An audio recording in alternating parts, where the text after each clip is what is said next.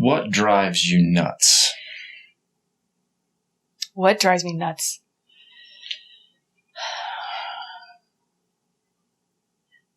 I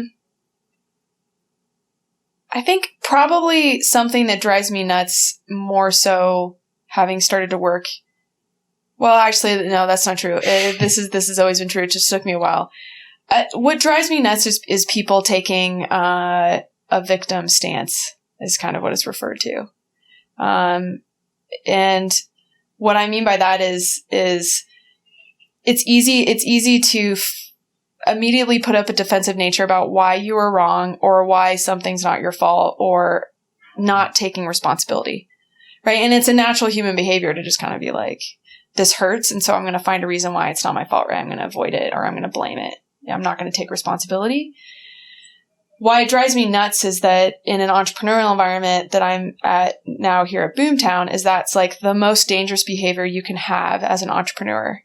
Or when you meet somebody that is in a job that they don't like or in a relationship they don't like. And when you see them in that place, it drives me nuts because you feel like it's obvious to you that's like all they need to do is like take that responsibility and then take action.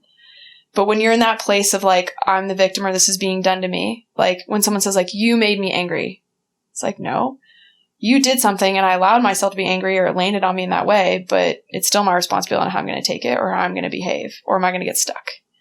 And so it's watching people get stuck when they could simply take responsibility. It drives me nuts. So. Interesting. And it's particularly important for an entrepreneur not to take this stance. And why would that be in that case? Well, I think an entrepreneur is going to be faced with a lot more of that conflict, being in that place of conflict of here's what you're doing wrong, or here's how you should do something, or I don't like your product, or, you're not going to get money. And again, it's the first reaction you're going to have is, why am I not wrong? Right? That's what your brain wants to do, is to protect you against being wrong or being hurt or whatever. And they will immediately go to a place of, the excuses or here's why they don't get it, right? Here's why that investor doesn't get it or why that customer doesn't get it.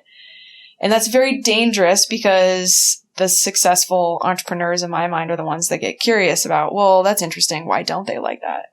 Or what would it take for them for this to be an interesting opportunity for an investor? And knowing that you're always going to have that impact of like, oh, I'm doing something wrong, or I'm not confident, or I'm not smart, or like they don't like my idea, right? My baby is ugly.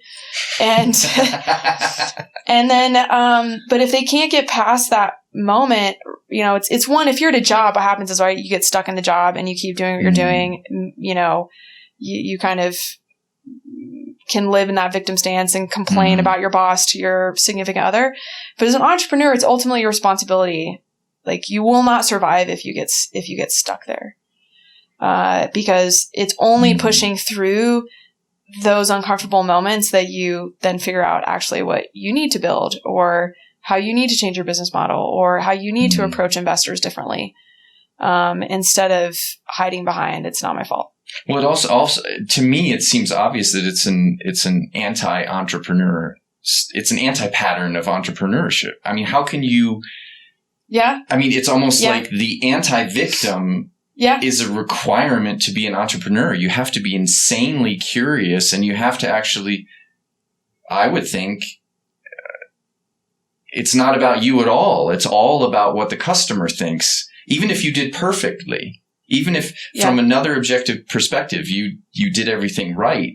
If a large section of your customer base doesn't think so, they're right. Otherwise, you're not really an entrepreneur, and you're not going to be able to sustain any kind of operation. Well, and I think that that's why the topic of, mental fitness or mindfulness and those sorts of things have become so popular in the entrepreneurial space, is because when people that have become successful entrepreneurs and they ask them, they're like, oh, what are your habits every day? Or what do you do?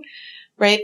All of the practices around being able to manage your emotional reaction to something and then instead get curious about what's going on right? There's a reason why the topic is starting to float to the top. It's not, did you come up with the right business model? It's how are you as a person able to deal with the impact? How do you use, those moments in time to move your business forward instead of, shoving it away and taking as one of our entrepreneurs said, it is like there's an employee mindset and there's an entrepreneurial mindset. And if you can't make a transition from being an employee, which, right, a lot of people that start companies, right, they have an employee mindset. And how do you shift to an entrepreneurial mindset, right? It's instead of being told what to build or relying on someone else, you now have to focus on how do I do that myself? And how do I stop the protective things that I've built in from being an employee to protect myself against other people making decisions or, okay, I don't have to worry about it because I'm not the CEO. Well, when you're the CEO, sorry, there's no one, maybe if, your belief system, but really like the buck stops with you, right? There's a reason they say that.